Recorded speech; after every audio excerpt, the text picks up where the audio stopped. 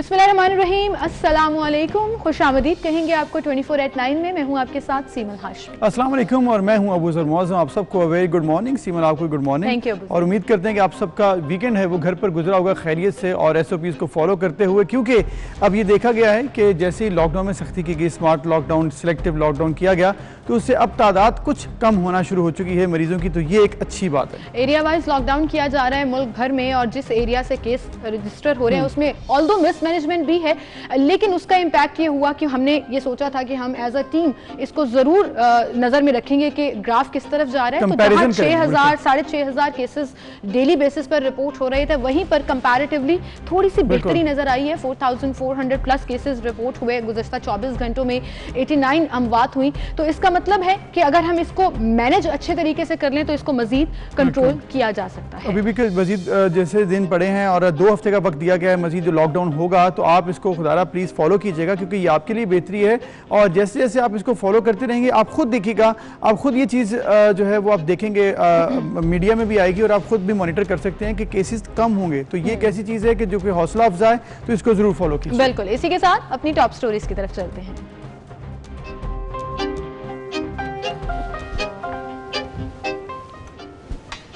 मुमताज़ आलिम-ए-दीन अल्लामा तालिब जौहरी कराची में इंतकाल कर गए। अल्लामा तालिब जौहरी कई रोज से निजी अस्पताल में ज़ेरे इलाज थे।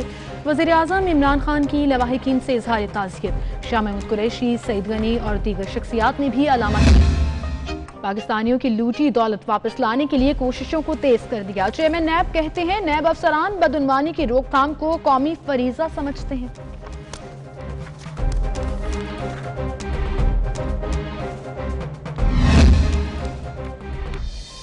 पाकिस्तान में कोरोना वायरस के जानलेवा हमले बढ़ गए। 24 घंटों के दौरान मजीद 89 मरीज दम तोड़ गए, जहाँ बाकर अफराद की तादाद 3,590। कोरोना के मजीद 4,471 केसेस रिपोर्ट।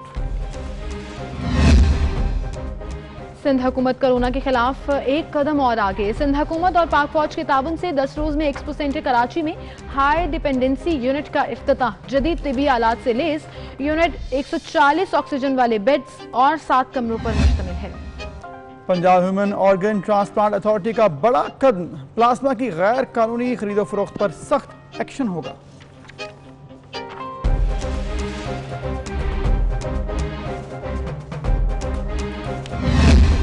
ओवरसीज पाकिस्तानियों को कोरोना वायरस के पेश नजर किन मुश्किलात का सामना करना पड़ रहा है। बेरोजगार हुए ओवरसीज पाकिस्तानियों को विफाक की जानिब से पेश किए गए बजट में क्या रिलीफ मिला है, बताएंगे आपको। मारूफ कवाल अमजद साबरी को बिछड़े आज 4 बरस बीत गए। उन्हें कराची के इलाकाबाद में फायरिंग करके कत्ल कर दिया गया था। जादुई आवाज़ को मदाह आज भी नहीं भूले। टॉप स्टोरीज आपने जानी और प्रोग्राम का आगाज़ अफसोसनाक खबर से करेंगे। ऐसा क्यों लग रहा है कि बहुत बचपन से जिनको हम सुनते आ रहे हैं, देखते आ रहे हैं, वो ताने बाने कहीं टूटते जा रहे हैं। और कल एक और अफसोसनाक खबर जब ये सामने आए कि मारूफ आलिम-ए-दीन मुफ्ती नईम इंतकाल कर गए, और उसके बाद एक और ख़बर अल्लामा ताहिर जौहरी जो है वो भी इस दुनिया फ़ानी से कूच कर गए, तो दिल बहुत दुखी है। बिल्कुल। अल्लामा तालिब जौहरी साहब जो हैं, मुझे ऐसा लगता है कि हम लोग इनको बचपन से देखते थे और शाम गरीबा के हवाले से इनकी काफ़ी शोहरत थी। और मेरे ख्याल में ये उन उलमा में शामिल हैं जो कि इकट्ठा करते थे मुसलमानों को, जो जोड़ते थे मुसलमानों को।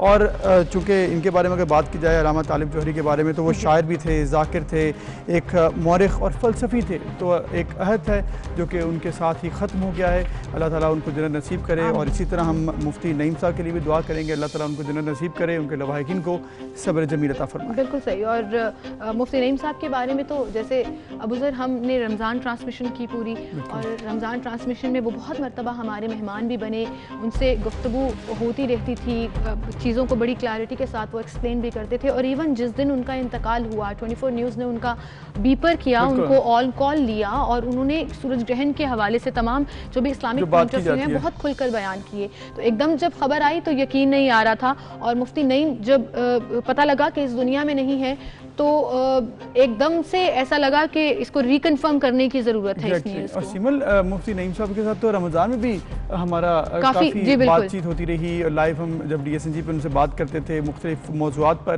तो एक लंबा अरसा गुजरा उनके साथ। उसके अलावा भी जो कि उनकी खिदमात हैं इस्लाम के लिए और मुसलमानों के लिए, वो भी हमेशा याद रखी जाएंगी। तो दोनों उलमा हमारे साथ अब नहीं हैं।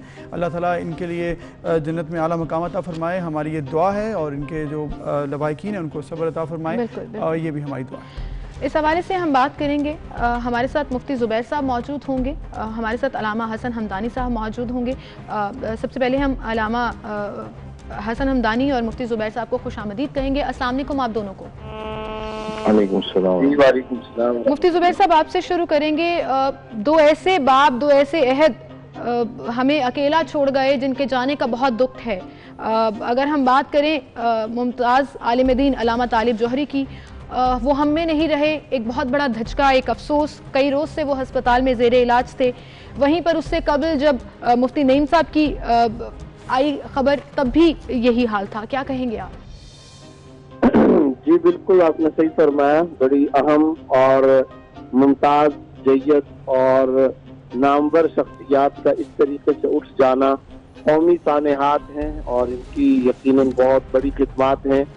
और मैं ख़ास तौर पर, चूँकि मुफ्ती नईम साहब से ज़्यादा सुबह शाम का मेरा ताल्लुक़ रहा, और जैसा कि आपने अभी 24 न्यूज़ के हवाले से बातचीत करने, पेपर देने, रमज़ान में नशरियात के अंदर शामिल करने से मुताल्लिक बात की, तो मेरा चूँकि एक तरह से एक प्लेट में खाने का ताल्लुक़ और मेरे आबा व अजदाद से उनके वालिद साहब मरहूम का और उनका कई दहाइयों से ताल्लुक़, इस बुनियाद पर मैं कहना चाहता हूँ कि कल मुफ्ती नईम साहब के जनाजे में कई ज़राए के मुताबिक लाखों अफराद ने शिरकत की है और ठाठे मारता हुआ इंसानियत को हुजूम और समंदर उमड़ आया।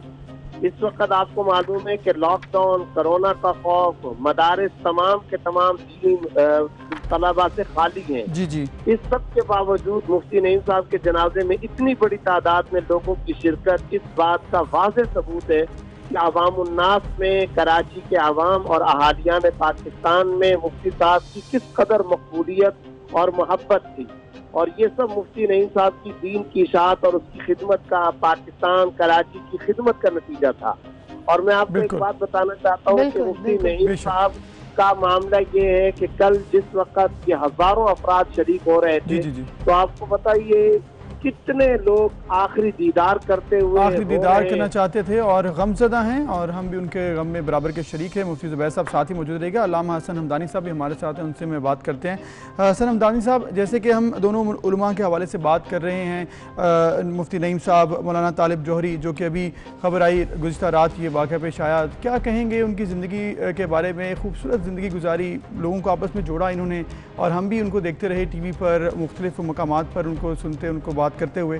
उनके बारे में कुछ अल्फाज अदा कीजिएगा। जी बिस्मिल्लाहिर्रहमानिर्रहीम। वकाल मौतुल आलिम मौतुल आलम। एक आलिम की मौत यकीनन पूरे आलम की मौत है, और जिस तरह वो ज़रा कह रहे हैं कि और सबके सामने है कि कराची की सरजदी पे कल की ही तारीख में दो बेहतरीन जय्यद आलिम, एक मकतबे देवबंद से ताल्लुक़ रखने वाले, एक मकतबे अहले बैत से ताल्लुक़ रखने वाले, दोनों जय्यद आलिम तारिफ़ानी को छोड़ के चले गए। यकीन मुफ्ती नईम साहब की भी खिदमात हर हवाले से मुसलमानों में वहदत के उन्वान पे उनकी ज़िंदगी की आखिरी अयाम बिलखसूस कि जो उन्होंने इस हवाले से एक बेहतरीन किरदार अदा किया और क़याम पाकिस्तान को तरजीह देने में उनका एक बेहतरीन किरदार रहा। हम उनको भी खराज तहसीन पेश करते हैं, मुफ्ती नईम साहब की तमाम खिदमात को, और दुआ गो हैं कि खुदा मुफ्ती नईम साहब का भी जो है इंशाअल्लाह जन्नत फ़िरदौस में उनको मंजिल करा दे। और इसी तरह अल्लामा तालिब जौहरी साहब के जो 27 अगस्त 1939 को पटना की सरजमीन पे दुनिया में तशरीफ़ लाए, और फिर 21 जून 2020 को कल कराची की सरजमीन से भई अजल को लब्बैक कहते हुए खुदा की बरगाह में हाजिर हुए, कि जो एक ही वक्त में बेहतरीन मुहद्दिस भी थे, मुबल्लिग भी थे, बेहतरीन खतीब, बेहतरीन मुकर्रर, बेहतरीन मुफस्सिर, बेहतरीन मुतकल्लिम और बेहतरीन शायर व मुहक्किक दानिश्वर, मैदान खिताबत के शाहसवार, बराबर निस्फ सदी तक उसकी खिताबत पर सितारा बरगन चमकने वाले अल्लामा तालिब जौहरी यकीनन एक नाबगा रोजगार शख्सियत थी, और ये उन्हीं के लिए तो इम्तियाज है कि वो कुरानी आयात से इस्तेफादा करते हुए अजमत व मकाम रसालत के बयान में अपना सानी नहीं रखते थे। बिल्कुल।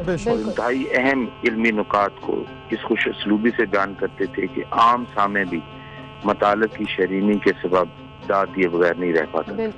अहल तशय्यो और अहल सुन्नत के हम बराबर मकबूल थे, और सिर्फ ये ना सिर्फ ये कि कराची में बल्कि पूरे पाकिस्तान में उनकी एक शोहरत थी, एक नाम था, और इसी लिहाज बिल्कुल सही आपने अलामा साहब फरमाया। और ये बात अगर कही जाए कि शामे गरीबा जिस तरह वो बयान किया करते थे, एक आम से आम आदमी भी खूब समझ जाया करता था हर चीज़ को, उनके बयानात जो हैं वो इस कदर असर रखते थे। बहुत शुक्रिया आप दोनों साहिबान का, मुफ्ती ज़ुबैर साहब और अलामा हसन हमदानी साहब, आप हमारे साथ मौजूद हैं, और मैं और मेरी पूरी टीम दुआगो है कि अल्लामा तालिब जौहरी और मुफ्ती नईम अल्लाह ताला उनके लिए आसानियाँ पैदा करे और उन्हें जन्नतुल फिरदौस में आला मकाम अता करे। आमीन आमीन। और इसके साथ पूरा पाकिस्तान के लिए दुआ गो है। वज़ीर आज़म Pakistan Imran Khan, army chief general Qamar Javed Bajwa साहब, और इसके अलावा दीगर जो हमारी हुकूमत से ताल्लुक़ रखने वाले हैं, दीगर तबके से ताल्लुक़ रखने वाले, सभी उनके लिए दुआ गो हैं। सभी को एक धचका मिला उनकी इन दोनों की वफ़ात का सुनकर, और सभी इनके लिए दुआ गो हैं।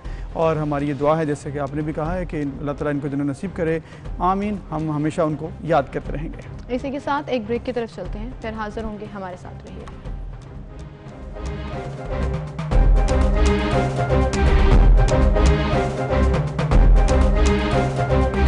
इवन बांग्लादेश और इंडिया का जो ताल्लुक बॉर्डर है उस पर भी अब आइंदा आने वाले दिनों में आप खबरें जो हैं वो सुनते रहेंगे। इस हवाले से हम बात करेंगे। जनरल रिटायर्ड तलत मसूद साहब हमारे साथ मौजूद हैं। बहुत शुक्रिया जनरल साहब टाइम देने के लिए। क्या कहना चाहेंगे? मोदी सरकार बौखलाहट का शिकार है और हमेशा की तरह झूठों का पलंदा अपने मीडिया में पेश कर रही है। चाइना ने उनको किस तरह से शिकस्त दी, उनके फौजी मार गिराए और फिर उनके जो फौजी पकड़े थे वो छोड़ भी दिए। उसके जवाब में हमेशा की तरह भारत वही मुनाफिकत और ड्रामेबाजी और झूठ बोल रहा है। क्या कहेंगे आप इस पर? जी, मेरे ख्याल में आप सही कह रही हैं कि बड़ी बुरी उनको एक शिकस्त हुई है एक तरीके से, और बड़ी सुबकी हुई है। सबसे बड़ी बात तो ये है, इसलिए कि उनका जो क्लेम था और जो बिल्कुल उनकी जो पोजीशन थी, एक उन्होंने ये कहा था कि इंडिया की पोजीशन है लद्दाख में, और उन्होंने जाके उसको ऑक्यूपाई कर लिया। लेकिन आपने देखा कि चीन ने किस तरीके से उनको पीछे ढकेला और अपनी पोजीशन को वहाँ मजबूत किया, और उनके कई सोल्जर्स, उनके जो सिपाही थे और अफसर भी थे जो पकड़े गए, और उनको उन्होंने मारे भी गए। एक लिहाज से इंडिया की बड़ी बुरी तरीके से सुबकी हुई है, और उनकी जो पोजीशन थी और उनका ये जो कहना था कि लद्दाख में ये जो हमारी हाइट्स हैं वो इंडिया की हैं, वो बिल्कुल ही गलत थी, और तारीख के लिहाज से, जो ज्योग्राफी के लिहाज से, हर लिहाज से वो एक गलत पोजीशन के ऊपर ऑक्यूपाई करना चाहते थे। और उनका ये ख्याल था कि इसमें उनको अमेरिका और दूसरे ममालिक की भी एक लिहाज से हिमायत हासिल होगी। लेकिन उनको बड़ी सुबकी हुई और उनको पीछे हटना पड़ा। उनके काफ़ी सोल्जर्स भी मारे गए, और इसके साथ साथ इनके ऑफिसर्स मारे गए, और उनकी बेइज्जती। और सबसे बड़ी बात जो आपने इसका जिक्र किया कि प्राइम मिनिस्टर मोदी जो कि ये कहते थे और मजाक उड़ाते थे कांग्रेस की लीडरशिप का, जब वो पावर में थे, कि मैं अगर हुकूमत में होता, मैं अगर प्राइम मिनिस्टर होता तो मैं ये करता और वो करता। जी, तो जनरल साहब, जिस तरह से आप कह रहे हैं कि नरेंद्र मोदी जब अपोजिशन में थे तो बड़ी बातें करते थे, लेकिन अब हुकूमत में हैं, लेकिन अब राहुल गांधी ने उनके लिए खिताब गुज़िश्ता रोज़ ट्विटर पर दिया और वो पूरी दुनिया में टॉप ट्रेंड बन गया। मतलब भारत के हवाले से, भारत के ऊपर तो टॉप ट्रेंड है, लेकिन पूरी दुनिया में इस पर बात हो रही है कि वो सरेंडर मोदी हैं। अब ये भारत के अंदर से बातें आ रही हैं कि वो सरेंडर मोदी, इसका मतलब है कि भारत में कुछ अब बात हो रही है, वाकई बात हो रही है। सिर्फ मीडिया की हद तक तो शायद वो झूठ बोल लें, लेकिन भारत में समझ आ रही लोगों को कि ये क्या हो रहा है एक्चुअली, कि कहाँ पर पसपाई हुई है। देखिए, इस वक्त तो अगर आप हक़ाइक़ को देखें और ज़मीनी हक़ाइक़ को देखें तो बात दरअसल ये है कि इस वक्त इंडिया की कोई पोजीशन नहीं है कि वो चीन को चैलेंज करे। उसकी फौज में ये क़ुव्वत ही नहीं है कि चीन को चैलेंज कर सके। उसके अलावा आपने देखा कि ख़ास तौर से जो बड़ी हाइट्स होती हैं, जहाँ ट्रूप्स को बड़ी एक तरीके से तजुर्बे की जरूरत होती है और एक्सपीरियंस की जरूरत होती है कि वहाँ जाकर लड़ सकें या वहाँ जाकर रह सकें काफी अरसे तक, वो इनके लिए मुमकिन नहीं है। उसके बाद इनकी जो लाइंस ऑफ कम्युनिकेशन थी, इन्होंने बेहतर तो करने की कोशिश की है, लेकिन वो बात नहीं है। इसके अलावा आप ये देखें कि जो अज़्म है, जो डिसिप्लिन है और जो तजुर्बा है चीन की अफवाज की लीडरशिप को, वो इंडियन लीडरशिप को नहीं है। तो इस वजह से भी वो काफ़ी उनको एक लिहाज से सुबकी हुई है बिल्कुल। मिलिट्री पोजीशन, प्रोफेशनलिज्म, उनका पेशा बनाना सलाहियतें वगैरह जो हैं वो इनसे बहुत ज़्यादा हैं और चीन का मुकाबला करना एक मजाक है। बिल्कुल सही कह रहे हैं आप जनरल साहब। खित्ते का सबसे ताकतवर मुल्क समझता था इंडिया अपने आप को, और अब भारत को मुंह की खाना पड़ी है जब यहाँ पर शिकस्त का सामना करना पड़ा। और ये बात बहुत पुरानी है, भारत का ये रवैया कि मुआहदे की खिलाफ वर्जी करना, और यहाँ लद्दाख में भी यही हुआ। चाइना के साथ जो मुआहदा था उसकी खिलाफ वर्जी करते हुए वो आगे बढ़ रहा था जब उसको मुंह की खाना पड़ी। लेकिन आप ये भी देखिएगा, जो आपने बात की वो 100% ठीक है कि पूरे इस खित्ते में अब भारत की कोई पोजीशन नहीं रही। नेपाल के साथ ताल्लुकात देख लीजिए, चाइना के साथ अभी रीसेंट इंसिडेंट, कश्मीर के साथ तो जुल्म ढाने में कोई कसर नहीं छोड़ता भारत। लाइन ऑफ कंट्रोल की खिलाफ वर्जी पाकिस्तान के साथ हमेशा इनिशिएट भारत की तरफ से की जाती है। अब बांग्लादेश से भी कुछ अच्छी खबरें नहीं आ रही, तो क्या भारत आइसोलेट नहीं हो जाएगा इस खित्ते में? जी बिल्कुल, आप सही कह रही हैं कि ये देखिए तमाम जितने भी हमसाया ममालिक हैं उनके साथ इसके ताल्लुकात बहुत ही तल्ख हो गए हैं और ऐसे तनाज़े हैं और ऐसे ममालिक जिनसे वो समझता था कि उसके ताल्लुकात बहुत नज़दीक के हैं, जैसे नेपाल हुआ, बांग्लादेश हुआ वगैरह, और वो कोशिश उसकी होती थी कि वो पाकिस्तान के खिलाफ उनको इस्तेमाल भी किया जाए। अब वो उल्टा मामला हो गया है कि ये तमाम ममालिक के साथ उसके इख्तिलाफात, और इख्तिलाफात न सिर्फ सियासी नौयत के हैं बल्कि ऐसी नौयत के हैं कि जिन पे इंडिया ये क्लेम करता है कि उनके इलाकों के ऊपर जाकर कब्जा करने की कोशिश करता है, और इस वजह से वो बहुत नाला हैं और इंडिया के खिलाफ हैं और तनाज़ा उनके साथ बढ़ता ही चला जा रहा है। सही, बहुत शुक्रिया जनरल साहब, आप हमारे साथ मौजूद हैं। तलब मसूद साहब ने वक्त दिया हमें आपका। और जैसे कि नेपाल और बांग्लादेश, पाकिस्तान, चाइना के साथ भारत के ताल्लुकात ख़राब हो रहे हैं, वहीं पर जो कोशिश की थी भारत ने कि अफ़गानिस्तान में अपना किरदार अदा करेगा, वहाँ पर भी पीस डायलॉग में भारत का बिल्कुल रोल अब ख़त्म हो चुका है। सिर्फ उसमें पाकिस्तान है और दीगर अमेरिका और दीगर ममालिक हैं, लेकिन भारत उसमें भी नहीं है। तो ये भी पाकिस्तान की जीत है और भारत की हार है। ऐसा लग रहा है मोदी का दिमाग ख़राब हो गया, और ये दिमाग ज़्यादा देर तक ख़राब रहा तो फिर भारत के हालात ऐसे ख़राब होंगे कि संभल नहीं पाएंगे। ये वार्निंग है जो मोदी को समझ लेनी चाहिए। इसी के साथ एक ब्रेक की तरफ चलेंगे, दोबारा हाजिर होंगे, हमारे साथ रहिए।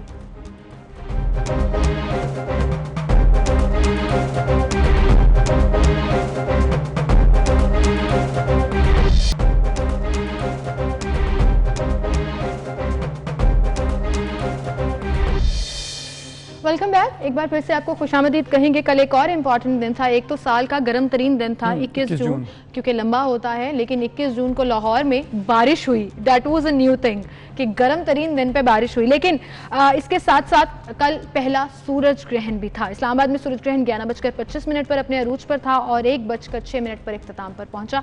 आपने इसको विटनेस किया? पूरे पाकिस्तान में चूँकि सूरज ग्रहण था और मुख्तलिफ जगहों पर सिमल डिफरेंट उसके एंगल्स थे, इसलिए वो उस तरह से नज़र हर जगह पे डिफरेंटली आता था। मैं लाहौर में देखा कल सुबह 10:30 बजे की बात है, मैंने सुबह देखा तो मुझे ऐसे लगा कि जिस तरह से ऑब्वियसली शाम तो नहीं थी, लेकिन शाम से पहले का वक्त होता है ना, जो कि एक्चुअली आजकल 21 जून को जो होनी थी कल धूप या जिस तरह गर्मी होनी थी वैसी वो नहीं थी, और थोड़ा सा शाम का वक्त था। आपको नहीं इत्तेफाक हुआ देखने का? नहीं, मुझे बिल्कुल इत्तेफाक नहीं हुआ क्योंकि मैं सो रही थी। ओके, चलो, but people take it very serious. मतलब लोग एक तो इसकी जो साइंटिफिक प्रिकॉशंस होती हैं उसको भूलकर बाहर निकल आते हैं। कुछ लोग सुपरस्टिशंस को सोचकर ऐसे दुबक कर बैठ जाते हैं कि जैसे पता नहीं इससे क्या हो जाए। और ऐसे हमने बहुत सा सुना, बहुत सा देखा कि क्या स्किन की एलर्जीज हो जाती हैं या प्रेगनेंसी में कोई इश्यूज हैं, और इसके अलावा बहुत से मसाइल हैं। लोग इस पर बहुत बात करते हैं सूरज ग्रहण, चांद ग्रहण पर। तो हमने सोचा कि हम भी कुछ बात करें इस पर। सामिया खान साहिबा से, जो कि एस्ट्रोलॉजर हैं और बखूबी इस मामले को जानती हैं कि ये मामला है क्या। खैर, अस्सलाम वालेकुम सामिया जी। जी, वालेकुम अस्सलाम, गुड मॉर्निंग जी। Good morning Samia ji, thank you so much for joining in. कल सूरज ग्रहण था और आपने भी सोशल मीडिया पर या अपने इर्द गिर्द लोगों में देखा होगा कि किस कदर सुपरस्टिशन इसको समझा जाता है और लोगों का बिहेवियर बहुत इस तरह से हो जाता है कि सूरज ग्रहण हो रहा है तो ओ हो बाहर नहीं निकलना, स्किन खराब हो जाएगी, ये हो जाएगा, वो हो जाएगा। इज इट ट्रू, कुछ इम्पैक्ट है सूरज ग्रहण का? सबसे पहले तो जी आपके अब तो कल का दिन गुजर गया। मैंने तो एक हफ्ता पहले से लोगों को जिस तरह कोरोना के बारे में था कि इलाज नहीं है, एहतियात है, इसी तरह मैं इस एक्लिप्स के बारे में भी इन्फॉर्म कर रही थी मुस्तकिल कि अपने फैमिली का अपना सदका दें, इसको डायरेक्ट नेकेड आई से देखने से इसको परहेज करें, क्योंकि अगर इनकी अहमियत यकीन करें हमारे मजहब में ना होती तो हमारे prophet peace be upon him हमें नमाज कसूफ, जो कि स्पेशली कल आपने देखा सऊदी अरेबिया में भी पढ़ाई गई, 2 नवाफिल की नमाज, ये हमें हुक्म नहीं होता, और वो तवील क़याम किया करते थे और तवील दुआ किया करते थे इन औकात में जो ग्रहणों के औकात होते थे। तो ये तो हमारे मजहब से भी साबित होता है कि अगर जमीन में तब्दीलियां आ सकती हैं, अगर ये हुकूमतों में तब्दीलियां ला सकता है, तो इंसानी जिंदगियों को भी तो हिट कर सकता है ना। तो मैं सियासी तौर पर इसका इम्पैक्ट होता है, आई एम श्योर आप भी यही पूछने वाले थे। जी मैं 100% इस बात से एग्रीड हूँ कि प्रिकॉशंस लेने चाहिए, ये लेकिन ये भी अल्लाह ही की जात जानती है कि उसने किसको आजमाना है, किसको किसी इम्तिहान में डालना है। लेकिन आप देखिए जैसे कोरोना की एहतियात क्या है, वो किसको हिट करेगा ये हमें नहीं पता, हम में से कौन शिकार हो सकता है। इसी तरह एहतियात लाजिम है और सदका हस्बे तौफीक दीजिए, ये तो मैंने बार बार कहा। और मैंने अपनी जिंदगी में 1999 के बाद 1999 11 अगस्त के बाद ये दूसरा इंटेंस ग्रहण देखा है, और जब से मैंने इस इल्म में आई हूँ मैंने ग्रहणों की अहमियत को भी पढ़ा है, मैंने ग्रहणों के असरात को जिंदगियों पे भी पढ़ा है। सामिया जी, जिस तरह से आप जिक्र कर रही हैं कि आप ने काफ़ी अरसे से इनको पढ़ा, सूरज ग्रहण को, अपनी नौयत का ये मुख्तलिफ सूरज ग्रहण था, इसकी काफ़ी ज़्यादा इसका फैलाव भी ज़्यादा था, तो ये बताएं कि इसके असरात अब जो कि आपने सियासत का जिक्र किया है, कुछ बड़ी तब्दीली देख सकती हैं आप इसमें, कुछ आ सकती है, एक्सपेक्टेड है, और इसके साथ साथ अगर है तो फिर कोई वक्त भी इसमें पता लग जाता है कि कब तक हो सकता है टाइम? देखिए अल्लाह ताला ने ना गैब का इल्म अपने पास रखा है, अंदाजों का इल्म देख इंसान को भेजा हुआ है। और जब मैं कल भी बार बार हर चैनल पे मैंने हवाला दिया कि 1999 11 अगस्त पे जो मेरी पहली सियासी पेशगोई थी वो इसी सूरज ग्रहण पे बेस थी। तब भी कराची में अंधेरा हो गया था, नवाज शरीफ साहब की 2/3 मेजोरिटी की हैवी गवर्नमेंट थी, और उस वक्त जो था क्योंकि हुकूमत वक्त के लिए मुश्किलात लेके आता है। अच्छा, वो मुश्किलात की शक्ल क्या होगी ये रब ने मुझे भी इख्तियार नहीं दिया हुआ, तो उस वक्त लेकिन आप देख रही हैं, आप फोरसीन कर रही हैं कि कोई मुश्किलात आने वाली हैं हुकूमत वक्त के लिए। ये तो मैं कह सकती हूँ, लेकिन उन मुश्किलात की नौयत क्या हो सकती है, सियासी निजाम में क्या हलचल मच सकती है, ये 3 महीने बहुत इंपॉर्टेंट है उस चीज के लिए। बिल्कुल सही। सामिया जी ये बताएं कि ठीक है सियासत अपनी जगह, लेकिन कुछ और मामलात भी हैं, सुपरस्टिशंस पर भी हम आएंगे, उस पर भी बात करेंगे कि किस तरह से लोग कहते हैं कि यूँ प्रेगनेंसी में असरात हैं, दीगर स्किन के मसाइल हैं। लेकिन अब चूंकि पूरी दुनिया में कोरोना के हवाले से आपने पहले भी बात की थी कि कब आएगा, लेकिन अब कुछ बता सकते हैं कब जाएगा कोरोना? कब? देखिए बात सुने में, आप लोग अपने प्रोग्राम की रिकॉर्डिंग निकाल के देख लीजिए। मैं जब पहला केस पंजाब में आया था और हर सेकंड डे टीवी पे मुझे ये देनी पड़ती थी स्टेटमेंट, और मैं कहती थी अप्रैल और मई अगर हमने कर्फ्यू लगा दिया, हमने शदीद लॉकडाउन कर लिया, तो हम इस पेंडेमिक से बच जाएंगे, वरना पाकिस्तान का अल्लाह हाफिज है। जिस वक्त में बाकी लोग खुल रहे हैं लॉकडाउन से, अब हम लॉकडाउन करने जा रहे हैं, तो मुझे बताएं कि हमारी हिकमत अमली में कमजोरियां। बिल्कुल सही। और डेफिनेटली उसका इम्पैक्ट जो है वो रिजल्ट्स के ऊपर भी आता है। सामिया खान साहिबा, जाते जाते ये सवाल जरूर पूछना चाहूंगी, खास तौर पर प्रेग्नेंट खवातीन के लिए, छोटे बच्चों के लिए कहा जाता है कि सूरज ग्रहण जो है वो बड़ा उनकी हेल्थ को बैडली इम्पैक्ट करता है। Is it true? देखिए बच्चों, ये मैं आपको बताऊं कि यार ये जमीनी तब्दीलियां लाएगा। अल्लाह ताला से पनाह मांगी है। नेचुरल कैलेमिटीज, सैलाब हो गए, अर्थक्वेक्स हो गए, हुकूमतें वक्त के लिए मुश्किलात हो गई। खुदा ना करे हम पे जंग भी मुसल्लत की जा सकती है, क्योंकि ये जिन जिन ममालिक में नजर आया है। ये देखिए चाइना में भी नजर आया है, पाकिस्तान में भी नजर आया है, और ये नजर आया इंडिया में भी। और तीनों इस वक्त जो है, आप कभी इस कहानी को जोड़ लीजिएगा।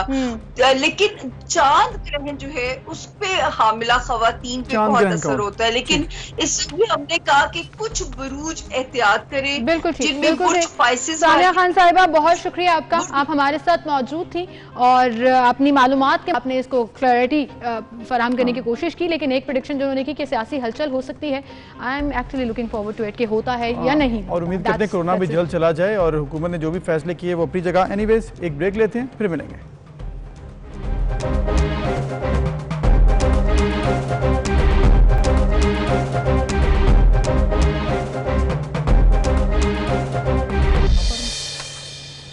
Welcome back. एक बार फिर से आपको खुशामदीद कहेंगे नाज़रीन। ओवरऑल कोरोना की पाकिस्तान में सूरत हाल पर बात की जाए तो गुज़श्ता 24 घंटों के दौरान 89 मरीज़ जो हैं वो दम तोड़ गए और जाँबहक अफराद की टोटल तादाद 3590 हो गई, जबकि कोरोना के मज़ीद जो केसेस सामने आए 4471। जैसे प्रोग्राम के शुरू में हम बात कर रहे थे, जब से ये स्मार्ट लॉकडाउन या एरिया वाइज लॉकडाउन हुआ, हम नंबर्स के ऊपर गौर कर रहे हैं।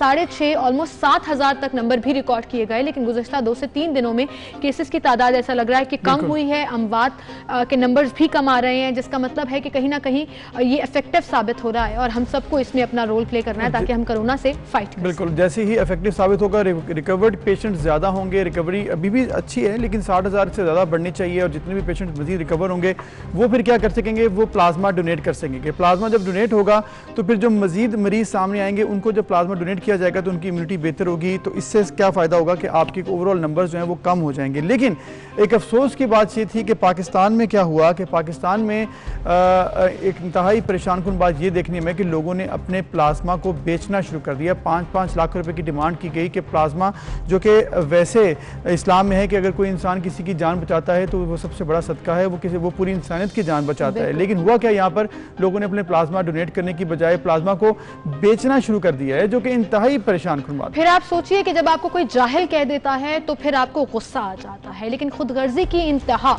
एक ऐसी चीज जिसमें आपकी कोई पैसे खर्च नहीं हुए, कुछ नहीं लगा। मतलब मैंने एक वो पोस्ट भी देखी फेसबुक पर, एक लड़का ये कह रहा था कि मैं अपना प्लाज्मा 3 से 4 लाख में बेचूंगा, देखिए मैंने कोरोना सरवाइव किया, ये कोई आसान बात नहीं। भाई आपने कोरोना सरवाइव किया है, किसी की जिंदगी पर एहसान नहीं किया, लेकिन अगर आप किसी को बचा देंगे तो आपका शुक्रिया भी होगा और आप सोचिए कि अल्लाह ताला भी आपको सवाब देगा। लेकिन ये सोच तो हमने सोचनी नहीं है, हमने मुनाफिकत भी करनी है, खुदगर्जी भी करनी है, पैसे के चक्कर में वो प्लाज्मा जो ब्लड का एक इतना सा, जैसे कहते हैं ना कि प्लाज्मा बेसिकली लोग ये समझते हैं शायद कोई अज़ा है, आप सिर्फ it's more like you're donating blood, जिसमें से डॉक्टर्स जो हैं वो जो वाटरी पार्ट है आपके ब्लड का वो उस पेशेंट को देगा, विच इज नॉट क्योर, लेकिन कहीं ना कहीं अगर पेशेंट सीरियस हो रहा है तो उसके लिए रिलीफ के तौर पर बड़ा जबरदस्त काम करता है। लेकिन खैर यहाँ पे तो ये कोई नई बात है नहीं। पाकिस्तान में हमेशा ये हुआ कि जब जरूरत पड़ी आपकी तो आपने उसका फायदा उठाया, पैद हो जाती है, प्राइस हाइक हो जाती है, जो भी मामलात हैं वो हमेशा यहाँ पर उसका उल्टा फायदा उठाया गया क्राइसिस के टाइम पे, जो कि इंतहाई अफसोस का मकाम है। पाकिस्तानी एज ए कौम जो है इसको इस पर सोचना चाहिए कि इस तरह से लोगों का खात्मा कैसे होगा। तो गवर्नमेंट इदारे बनाती है, फिर ह्यूमन ऑर्गन ट्रांसप्लांट अथॉरिटी भी बनी, उसने भी इस पर कानून बनाया है और अब जो है secretary Punjab blood transfusion authority हमारे साथ मौजूद हैं, जो कि इसके ऊपर काम करेंगे किस तरह से लोगों को रोकना है, कैसे प्लाज्मा डोनेशन जो है वो आसान बनाई जाए। डॉक्टर अतर साहब हमारे साथ मौजूद हैं, उनसे हम बात करते हैं। अस्सलाम वालेकुम डॉक्टर साहब।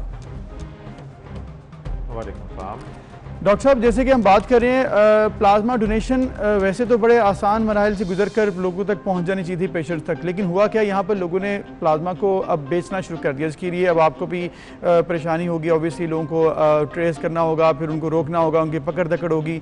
ऐसा क्यों होता है, कैसे आप इसको अब मैनेज कर रहे हैं? बिस्मिल्लाह, देखें इसमें 2-3 पॉइंट्स हैं। मैं ये समझता हूँ कि सबसे जो अहम पॉइंट है that is lack of awareness among the public. जी, देखने वाली बात यह है कि जो प्लाज्मा डोनेशन है या प्लाज्मा कलेक्शन है, this is a routine method which is being performed in almost most of the blood banks. और ये जो प्लाज्मा है ये बहुत सारी बीमारियों में इस्तेमाल होता है और ये कोई ऐसी चीज़ नहीं है जो कोई नई चीज़ हो। बिल्कुल ऐसी। जो कैंसर के पेशेंट्स होते हैं, बर्न पेशेंट्स होते हैं और बहुत सी दूसरी टाइप्स के पेशेंट हैं, उनको प्लाज्मा लगाया जाता है और दैट इज़ अ रूटीन। अब जब ये कोविड-19 आया और इसके बाद इसकी एक प्रॉब्लम ये हुई कि इसकी कोई भी ट्रीटमेंट जो डेफिनेट तौर पे दरियाफ्त ना हो सकी, क्योंकि this was a new virus और ये न्यू वायरस था, इसकी कोई डेफिनेट वैक्सीन या ट्रीटमेंट नहीं थी। तो जितनी भी ट्रीटमेंट्स थी दैट वाज द, आप उसे ये कह लें कि that was a desperate attempt to save the patients. और उसी में से एक ये प्लाज्मा थेरेपी भी थी जिसको हम पैसिव इम्यूनाइजेशन कहते हैं। जी जी। लोगों को ये पता होना चाहिए कि this is only a trial, this is in experimental basis. इसको WHO ने भी एक्सपेरिमेंटल करार दिया और इसको दुनिया में जहाँ भी यूज़ हो रहा है, इवन इन चाइना, तो this is an experimental method, this is not a definite method. और इसके नंबर 1 और इसके अपने हैजर्ड्स भी हैं, बहुत सीरियस हैजर्ड्स हैं जी। ये ना हो कि आप पेशेंट को कोरोना से बचा लें जिससे शायद वो खुद ही बच जाता, अपनी इम्यूनिटी के तहत बच जाता, और आपने उसको ये प्लाज्मा लगा के बहुत सारी बीमारियों के साथ एक्सपोज कर दिया और बहुत सारी जो दूसरे एलर्जिक रिएक्शंस थे उनके साथ एक्सपोज कर दिया। अब ये होता कि वो बंदा जो था वो कोरोना से तो खुद ब खुद बच जाता। बिल्कुल सही है। तो आपने उसको प्लाज्मा लगाया और लगा के उसको आपने 50 बीमारियों के लिए और एक्सपोज कर दिया। बिल्कुल सही कह रहे हैं डॉक्टर साहब, और ये बड़ा जरूरी है कि डॉक्टर्स की रिकमेंडेशन के बगैर ना ये ट्रीटमेंट किया जा सकता है, ना ही कोई और ट्रीटमेंट। जो मेडिसिन मार्केट में गर्दिश कर रही थी, खुद से लोग लेना शुरू कर देते हैं, वो भी बहुत डेंजरस है। हाँ जी, हाँ जी, हाँ जी। इसमें आप देखें, मैं आपको बताता हूँ कि हमारे मुल्क में एक प्रॉब्लम यह है कि पूरी दुनिया में इस वक्त वॉलंटरी डोनेशन के ऊपर लोग जा रहे हैं जी। पर हमारे मुल्क में इस वक्त तक जो वॉलंटरी ब्लड डोनेशन है दैट इज ओनली 10 to 15%। बिल्कुल ठीक कह रहे हैं आप। और यही सूरत हाल प्लाज्मा के साथ हुई कि ये वॉलंटरीली डोनेट करने की बजाय लोगों ने इसके साथ एक कारोबार शुरू कर दिया। बिल्कुल ऐसे। अब जो Punjab blood transfusion safety act है जी, उसमें डोनर की जो डेफिनेशन है वो क्लियरली तौर पे वो that person is a donor which is donating blood voluntarily for free, otherwise he is a seller, he is not a donor and he will be treated as a seller of the blood। Doctor साहब, कानून तो है, obviously कानून बनाया गया है और आपके भी डिपार्टमेंट में इसको देखेगा, आप करेंगे कैसे? क्योंकि अभी तो क्राइसिस है, सिचुएशन इमरजेंसी की है, लोगों को फौरी रिलीफ चाहिए, कैसे मैनेज कर रहे हैं? जल्द से जल्द इस पर काबू पा लिया जाए ताकि देखें इसमें एक तो पब्लिक के अंदर आपकी हेल्प के साथ, लोगों की हेल्प के साथ ये अवेयरनेस की जरूरत है कि ये जो प्लाज्मा है this is experimental therapy and it has serious risks for the patient. Number two इसको आप उस वक्त पेशेंट को लगाएं when it is prescribed by a consultant which is involved in the treatment of the patient, खुद ब खुद इसके ऊपर ना जाएं। नंबर 3, जो हम ब्लड बैंक्स के अंदर हमने उनको एक जो है सख्त किस्म का ओथ टेकिंग कह लें या कंसेंट ऑफ द डोनर हमने बताई है, जिसमें डोनर से इस बात की तस्दीक कराई जाएगी कि वो जो ये प्लाज्मा जो डोनेट कर रहा है without any pressure, without any material interest और विदाउट एनी अदर इंटरेस्ट। ठीक है, ये तो हो गया डॉक्टर साहब, लेकिन जो डोनेट नहीं कर रहे और बेच रहे हैं, मैंने बहुत सोशल मीडिया पर ऐसी पोस्ट देखी हैं, कुछ ग्रुप्स हैं जो काम कर रहे हैं, ब्रिज का रोल प्ले कर रहे हैं डोनर्स और रेसिपिएंट्स के दरमियान, उनसे लोग कहते हैं कि जी हम तो इतने का बेचेंगे। अब ये जो खुदगर्ज लोग हैं उनकी सजा क्या है? असल में ये बताएगा कि अगर कोई इसको रिपोर्ट करता है या वो पकड़े जाते हैं तो उनकी सजा क्या है? दूसरा, आप लोगों के पास क्या मैकेनिज्म मौजूद है कि इन लोगों को पकड़ा जाएगा? क्या कोई ऐसा सिस्टम बना लिया गया है जिसके तहत वो ऑन सिस्टम आ जाएंगे और पकड़ लेंगे? मैं आपको बताता, देखें जो लॉ है, लॉ के तहत इसकी जो पनिशमेंट है दैट इज 7 year इम्प्रिजनमेंट। अच्छा, 7 साल की कैद, 1 million फाइन और बहुत 7 साल की कैद। That is article 19 of the blood transfusion safe blood act जो है, और इसके तहत उसको दोनों सजाएं दी जा सकती हैं। अब आपने जो दूसरा आपका क्वेश्चन का दूसरा पार्ट है कि हम इसको रोकेंगे कैसे और पकड़ेंगे कैसे? इसमें देखें 2 पार्ट होते हैं, जो पकड़ेंगे कैसे। जो मोस्ट इफेक्टिव जो होता है वो तो यही है कि अब पब्लिक में अवेयरनेस आए, और आपको मैं ये बताता हूँ कि with in last 5 to 8 days ये जो कारोबार है ये बहुत डिमिनिश हो गया है। हमने लोगों में अवेयरनेस भी लाई और हमने उसमें ब्लड बैंक्स में सख्ती भी की जी। हमने बहुत सारे ब्लड बैंक्स का विजिट भी किया, अचानक वहाँ पे जाके उनके वो मैकेनिज्म देखे जिस तरह वो डोनर को डील करते हैं। और इसके साथ साथ हमने रेसिपिएंट्स के साथ भी कांटेक्ट किया कि आप लोग जो प्लाज्मा ले रहे हैं वे इस तरह ले रहे हैं कि इसको विदाउट पेमेंट ले रहे हैं या वॉलंटरीली ले रहे हैं, ये दोनों जगह पे हम गए। बाकी जहां तक ये क्वेश्चन है कि इसको पकड़ा कैसे जा सकता है, इसके ऊपर भी हम वर्क कर रहे हैं कि इसको हम मतलब वर्किंग जारी है। बहुत शुक्रिया डॉक्टर साहब, ये आपने जिसने बताया कि किस तरह से हम इस पर वर्किंग कर रहे हैं। मुझे लग रहा है कि वर्किंग का वक्त अब नहीं है, अभी इमरजेंसी है, तो हमें इस पर काम करना चाहिए, आगे आकर प्रोएक्टिव होना चाहिए, क्योंकि उन्होंने कहा कि अभी लोगों को वॉलंटरीली रोकें, हम लोगों को बताएं, लेकिन पाकिस्तान में अवाम जो है वो बताने से नहीं, उनके ऊपर सख्ती करनी पड़ेगी, उनको पकड़ना पड़ेगा, उनको सजा देनी पड़ेगी, तभी लोग बाज आएंगे। वरना ऐसे नहीं कि सिर्फ आप वॉलंटरीली बता दें लोगों को, ये अच्छी बात नहीं तो लोग बाज आ जाएं, ये मुश्किल। लेकिन जो उन्होंने बात की, वार्निंग दी, वो ये है कि अगर आप पकड़े गए प्लाज्मा बेचते हुए तो अपना जमीर तो आप बेचे रहे हैं, उसके साथ आपको 7 साल की कैद हो सकती है। जी हाँ, ये बात याद रखिएगा कि अगर आप प्लाज्मा बेचते हुए पकड़े गए तो 7 साल की कैद होगी और जुर्माना अलग होगा। तो थोड़ा इंसानियत को जगाइए, बजाय इसके कि इससे पैसे कमाएं, आप किसी की जिंदगी बचाइए और आप देखिए कि फिर कैसे आपके लिए आसानियां। और एक इंसान की जान बचाना पूरी इंसानियत की जान बचाने के बराबर है, आप इस चीज़ का ख्याल रखें। और ये प्लाज्मा कोई हतमी इलाज नहीं है, इसको अभी इजी लें, ये कोई ज़िंदगी आप बचा नहीं रहे हैं, आप सिर्फ एक किरदार अदा करें, कोशिश कर रहे हैं, तो उसके लिए प्लीज़ इसको डोनेट करें, इसको बेचें मत। ये आपके लिए, आपके घर वालों के, रिश्तेदारों के लिए, पाकिस्तान के लिए अच्छा है कि इसको डोनेट कीजिएगा, इसको बेचिएगा। बिल्कुल। इसी के साथ हम एक ब्रेक की तरफ चलते हैं, दोबारा हाजिर होंगे, हमारे साथ रहिए।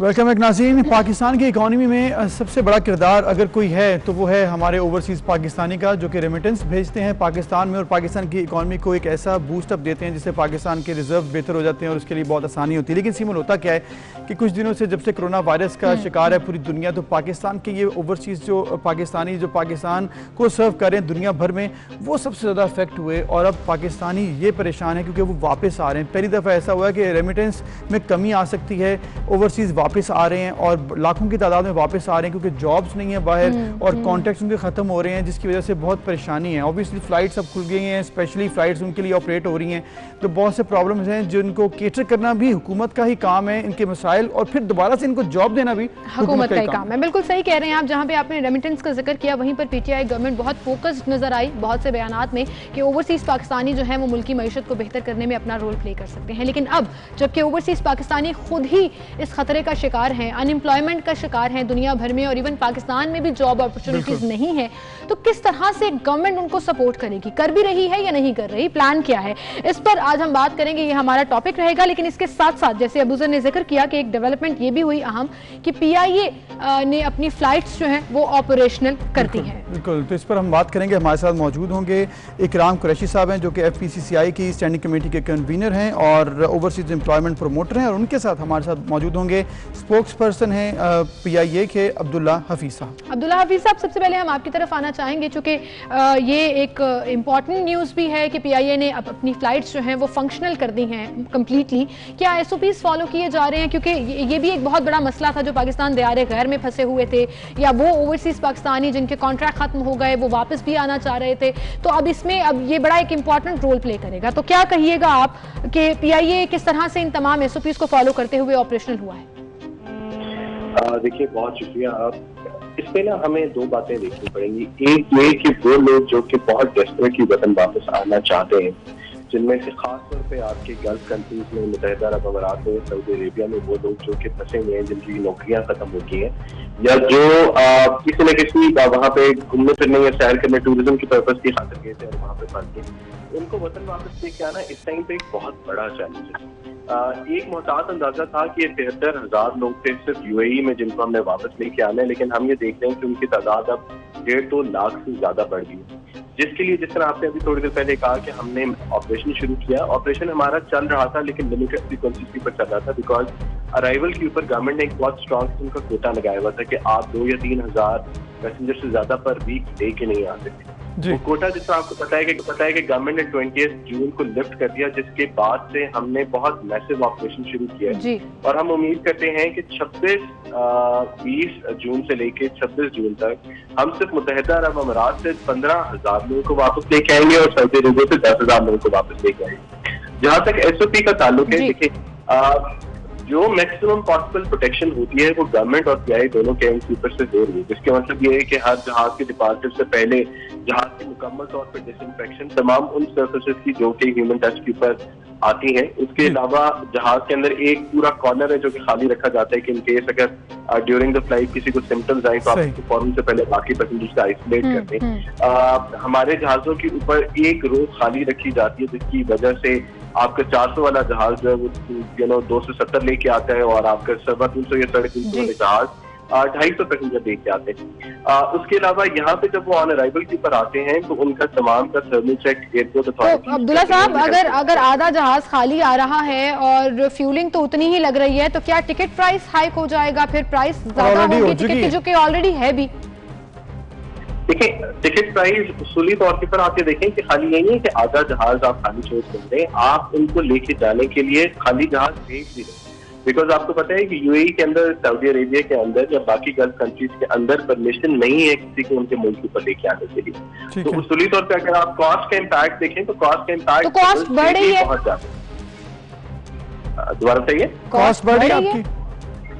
कॉस्ट ऑब्वियसली बहुत ज्यादा बढ़ती है। यानी आप ये देखें कि खाली जहाज भेजने के अलावा जो उसकी डीसैनिटाइजेशन और बाकी तो हम चीजें जो कोरोना के हिसाब से एहतियातें करनी पड़ती है उन सबकी कॉस्ट बहुत ज्यादा है और वो सारी कॉस्ट आगे कस्टमर के पास नहीं हो रही। अब्दुल्ला हफीज साहब, आप साथ ही मौजूद रहिएगा। जिस तरह से आप बता रहे हैं कि SOPs को फॉलो किया जा रहा है, कोशिश की जा रही है और किस तरह से मामला देखे जा रहे हैं, ऑब्वियसली कॉस्ट भी बढ़ी है, फिर प्राइस भी बढ़ेगी।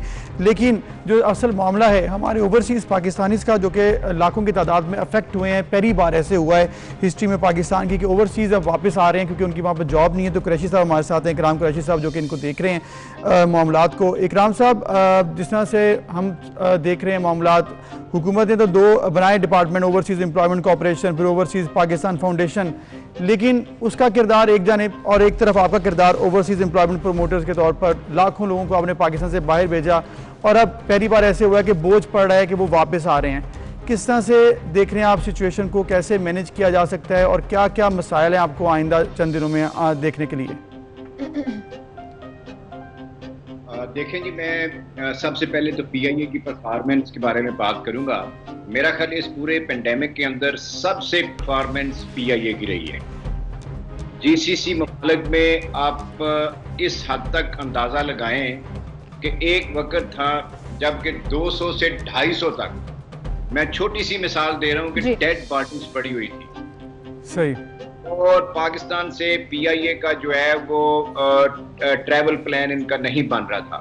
लिमिटेड इन्होंने फ्लाइट्स की, अननेसेसरी इन्होंने बहुत ज्यादा प्राइसेस टिकट की बढ़ा दी हैं। ये कौमी एयरलाइन है, कोई प्राइवेट एयरलाइन नहीं है। इसमें गवर्नमेंट को खुद उसको सब्सिडाइज टिकट के ऊपर लेके आना चाहिए था। हमारे पास मिसाल इंडिया की है, उन्होंने अपने लोग उधर से निकाले हैं।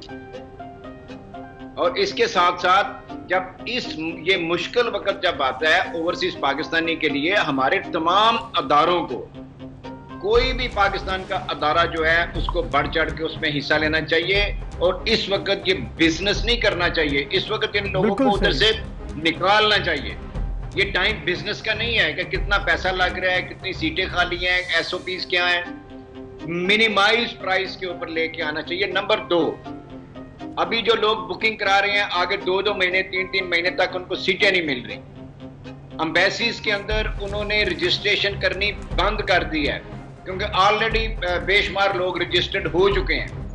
और जहां तक आपने ये तो चलो PIA का सवाल है, बल्कि इन लोगों को ये चाहिए, वो लोग जो ले ऑफ हुए हैं उनके पास टिकट खरीदने के पैसे नहीं है। बिल्कुल एग्जैक्टली।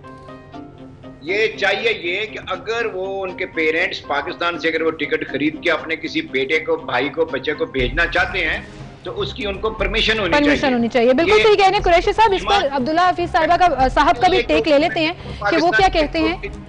जी अब्दुल्ला साहब, आपने ये तमाम गुफ्तगू मुलाहिजा की, कुरैशी साहब जो बात कह रहे हैं उससे आपका क्या टेक है उसके ऊपर? ऑल्सो एक बात बहुत वैलिड है, खासतौर पर वो ओवरसीज पाकिस्तानी जो अनएम्प्लॉयड हो गए और लॉकडाउन के दिनों में जो उन्होंने वहां पर टाइम गुजारा, जो उनकी सेविंग्स थी, जमा पूंजी थी, वो भी खर्च हो गई वहां सर्वाइव करने के चक्कर में। अब आपने बड़े आराम से कह दिया कि ऑब्वियसली प्राइस बहुत ज्यादा बढ़ेगी। क्या उन लोगों को रिलीफ फराहम करना गवर्नमेंट की जिम्मेदारी नहीं है? As PIA is a government organisation, देनी चाहिए थी आपको। देखिए, पहली बात ये कि मैंने आपसे ये नहीं बोला कि प्राइस बहुत ज्यादा बढ़ेगी। मैंने आपको सिर्फ ये बात बोली कि जो अगर कॉस्ट का इम्पैक्ट में सारा फेयर के ऊपर डाल देता ना, तो इस टाइम पे दुबई से वापसी का फेयर शायद 1.5 से 2 लाख रुपए। इस टाइम पे आपको 1120 दिरहम का फेयर है, जो कि 44-45 हजार रुपए बनते हैं, जो कि आप ये देखें कि नॉर्मल दिनों में इस्लामाबाद से दुबई का फेयर कितना 65-70 हजार रुपए का होता है। अगर आप उस हिसाब से कैलकुलेट करें तो मैंने तो अपनी प्राइस स्टार्ट से की। दूसरा, जिस तरीके से उन्होंने थोड़ी देर पहले बात की, इससे एक बात हमें ये देखनी पड़ेगी, ये पाबंदियां CIA के ऊपर भी लगी हुई थी, इसीलिए बिकॉज पाकिस्तान के अंदर आप लोगों को नहीं लेके आ सकते। अदरवाइज तो हमारे सारे जहाज सारे खड़े थे, मैं सारे के सारे जहाज आप उसके ऊपर लगा देते।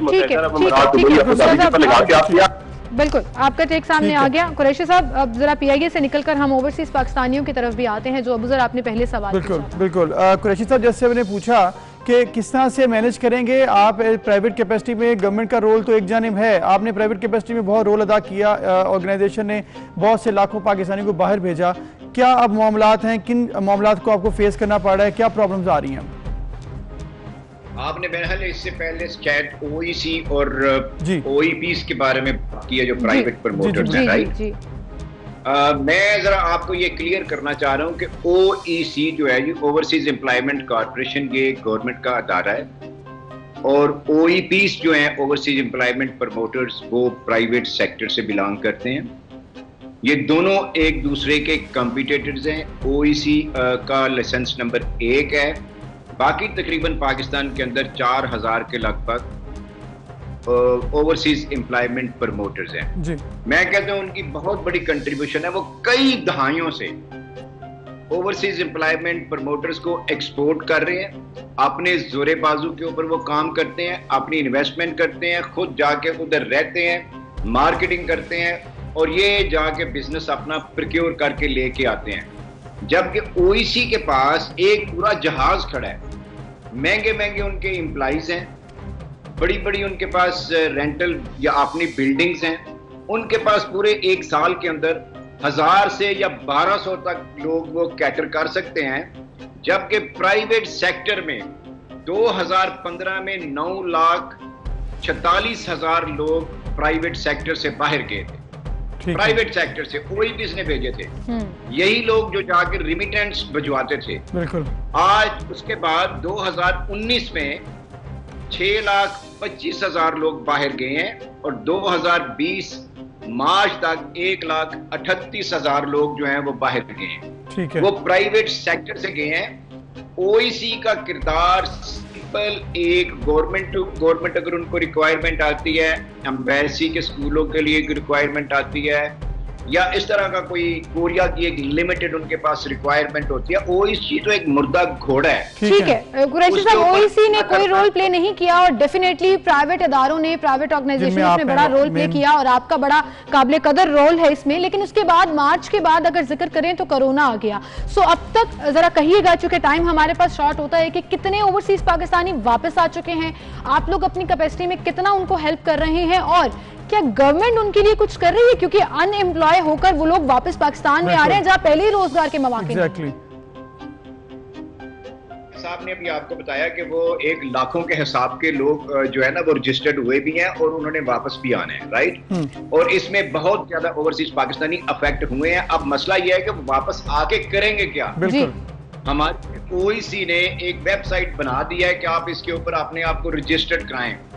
क्या OEC के पास इतनी जॉब अपॉर्चुनिटीज हैं कि लाखों के हिसाब से जो लोग रजिस्टर्ड करेंगे उनको भेज पाएगा? जबकि टोटल वो 1200 या 1300 लोग भेज सकते हैं। ठीक है। अब वापस आने के बाद उनके साथ क्या होगा, किस तरीके की मराहत उनको मिलेंगी?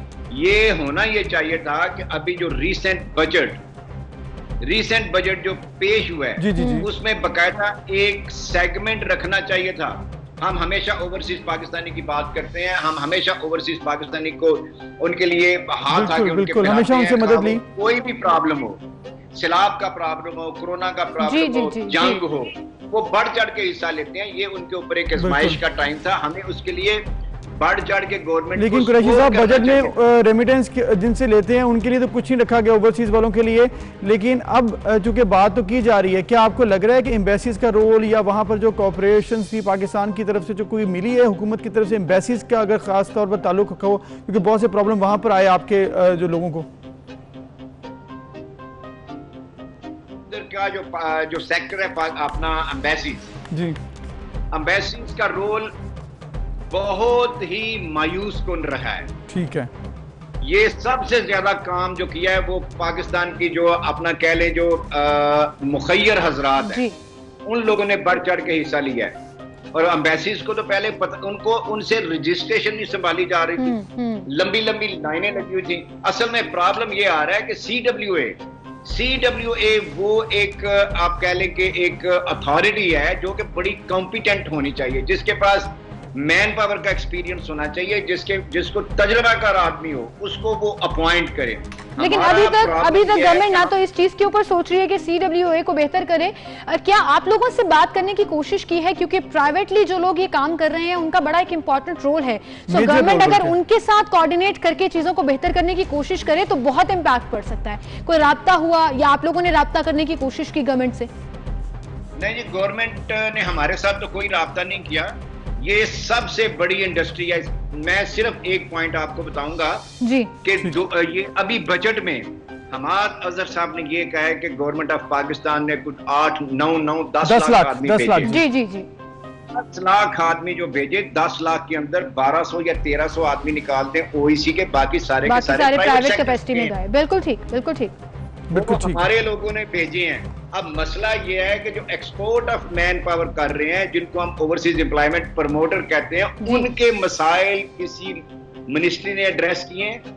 क्या आज तक जो हम 22 बिलियन या 23 या 24 बिलियन की रिमिटेंस की बात कर रहे हैं, ये इतना एक रिमिटेंस है। आप IMF से 5 अरब या 6 अरब लेने के लिए आप चले, ये तो आने वाला वक्त भी बताएगा कुरैशी साहब कि क्या होगा। दूसरी तरफ अब्दुल्ला हफीज साहब, आपकी तरफ मैं आना चाहूंगी। इनकी तमाम गुफ्तगू हमने सुनी, सिर्फ ये कहिएगा कि PIA से अब तक कितने लोग रजिस्टर हो चुके हैं या क्यू में लग चुके हैं जो वापस आना चाहते हैं? कोई फिगर है आपके पास?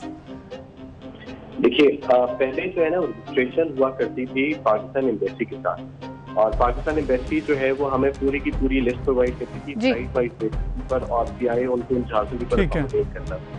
अब एम्बेसी की रजिस्ट्रेशन खत्म हो गई है और हम लोगों ने अपनी यूज कैपेसिटी माउंट कर दी है। इसका मतलब ये है कि अब हम रोजाना बेसिस के ऊपर 2-2.5 हजार लोगों को वापस लेके आएंगे। तो अब रजिस्ट्रेशन सारी की सारी जी, अब पहले दुबई के अंदर भी लॉकडाउन था, अब सऊदी अरेबिया में भी लॉकडाउन था, अबू धाबी में भी लॉकडाउन था, और काम नहीं कर रहा था, जिस वजह से ये कतारें नहीं हुआ, एम्बेसी की तरफ लोग जाते थे। अब एम्बेसी की रजिस्ट्रेशन खत्म हो गई तो अब आहिस्ता-आहिस्ता ये होना शुरू हो जाएगा। ठीक है, बहुत शुक्रिया अब्दुल्ला हफीज साहब और इकराम कुरैशी साहब, आप हमारे साथ मौजूद थे। और मामला से एक जानिब PIA को मसाइल हैं सिविल के, वहाँ से लोगों ने बहुत बड़ी तादाद में 2500 रोजाना की बुनियाद पर आना है। दूसरी जानिब कुरैशी साहब ने जैसे आइडेंटिफाई किया कि लाखों लोग पाकिस्तान जब आएंगे तो फिर इनको देखेगा कौन? प्राइवेट कैपेसिटी में इनको नहीं देखा जा सकता। गवर्नमेंट का ये रोल है कि गवर्नमेंट इनको देखे, इनको कोई सब्सिडी दे, इनके मामला को देखे और दोबारा से इनके लिए जॉब अरेंजमेंट भी करे। I am still concern on that point, जहाँ पर स्पोक्स पर्सन PIA ने बोला, जब मैंने उनसे बार बार पूछा कि कॉस्ट बढ़ेगी, ऑन रिकॉर्ड है उन्होंने बोला कि कॉस्ट बहुत ज्यादा बढ़ेगी, जिसके बाद उन्होंने बाद में थोड़ा सा यू टर्न ले लिया कि मैंने ऐसा नहीं बोला। तो वो जो कॉस्ट बहुत ज्यादा बढ़ेगी, जिसका पहले वो एतराफ कर चुके हैं, ओवरसीज पाकिस्तानी कैसे उसे अफोर्ड कर पाएंगे, ये एक बड़ा सवाल है। बहरहाल एक छोटी सी ब्रेक की तरफ जाना है, फिर हाजिर होंगे, हमारे साथ रहिए।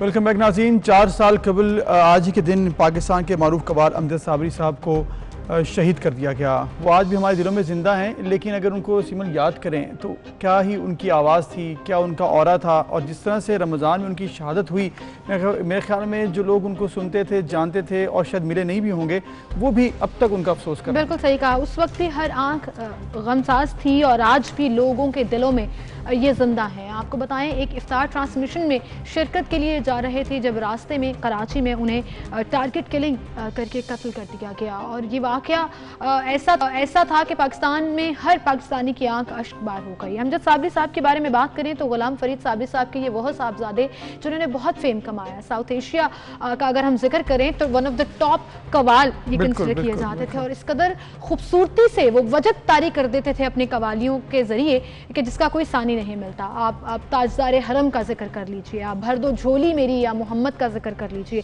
फिर इन्होंने कोक स्टूडियो के अंदर भी परफॉर्मेंस दी और राहत फतेह अली खान के साथ आज रंग है परफॉर्म किया था। रमजान से एक रात कबल जब सहरी के वक्त उन्होंने जब वो कवाली या एक वो पढ़ी नात पढ़ी, कलाम पढ़ा था, वो ऐसा कलाम था शायद उनको मालूम था कि उनके साथ क्या होने जा रहा है, क्योंकि कुछ सिक्स सेंस आ जाती है इंसान को, कुछ आ जाता है, मालूम हो जाता है। वो इस तरह से उन्होंने पढ़ा कि लोगों को शायद लगा कि वाकई वो आखिरी कलाम पढ़ते हुए इस दुनिया से जा रहे थे। बिल्कुल, और उनकी आवाज़ आज भी जब सुनते हैं तो यकीन जानिए कि रोंगटे खड़े हो जाते हैं और अल्लाह ताला से दुआ निकलती है कि अल्लाह ताला उनकी मग़फ़िरत करे और उनके लिए आसानियाँ पैदा करे।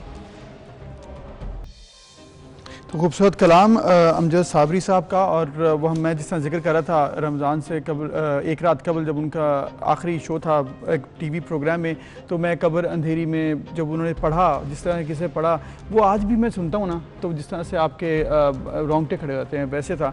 तो अभी भी ऐसे ही है, हम उनको याद कर रहे हैं। आज का दिन गमज़दा हमें कर गया था, आज उनको याद करें, आज उनकी बरसी है। उनकी फैमिली को अल्लाह ताला सब्र अता करे, वो हमारे दिल के बहुत करीब है। और आप लोगों से दरख्वास्त है कि उनके लिए एक दफ़ा सूरह फातिहा और दुआ कर दीजिए। इसी के साथ हमारा टाइम भी खत्म हुआ, आपसे इजाजत चाहेंगे। इंशाल्लाह कल सेम टाइम पर फिर से मुलाकात होगी।